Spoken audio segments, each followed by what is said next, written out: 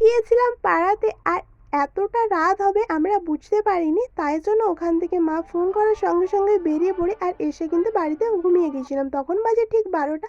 আর ভোরবেলা অ্যালার্ম দিয়ে রাখা 4টায় উঠে পড়ি প্রতিদিন।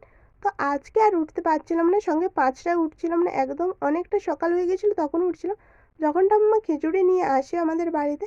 আর আজ দেখো হাতে তোলা, তাই জন্য মা এখানে চাল, আলু, পয়সা, সঙ্গে লবণ, হলুদ, আলু, আর এখানে ছিল শুকনো লঙ্কা, আর ছিল সর্ষে।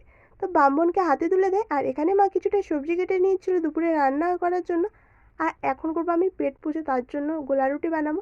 যেখানে ময়দা, কিছুটা লঙ্কা, সঙ্গে ছিল লবণ দিয়ে দিচ্ছিলাম পরিমাণ মতন। তৈরি হয়ে যায় গোলা রুটি।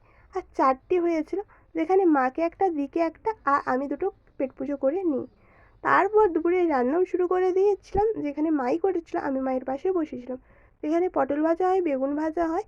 আর এই দুটো সবজি কিন্তু আমরা খাবো না, কারণ এই মাসটিতে এই দুটো সবজি খেতে নেই, তাই জন্য। আর তারপর এখানে আমাদের পাঁচমিশালি তরকারি তৈরি হয়ে গিয়েছিল। একটাতে ছিল হলুদ লঙ্কা গুঁড়ো মেশানো, যেটা বাবা খাবে, আর এখানে ছিল আমাদের। আর দি এই তরকারিটা খুব একটা পছন্দ করে না।